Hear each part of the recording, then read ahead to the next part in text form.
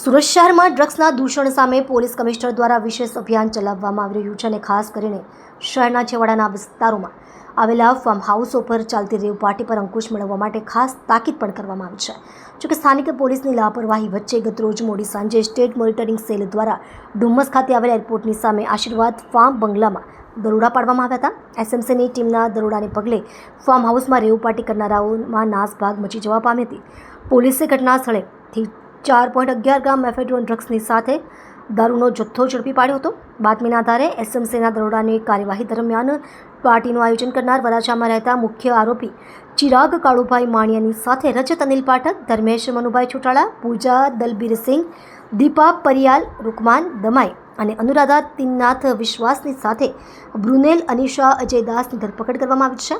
Police દ્વારા તમામ આરોપીઓ વિરુદ્ધ એનડીપીએસની વિવિધ કલમ અને પ્રોહિબિશનની કલમો હેઠળ ફરિયાદ દાખલ કરી વધુ તપાસ હાથ ધરવામાં આવી છે.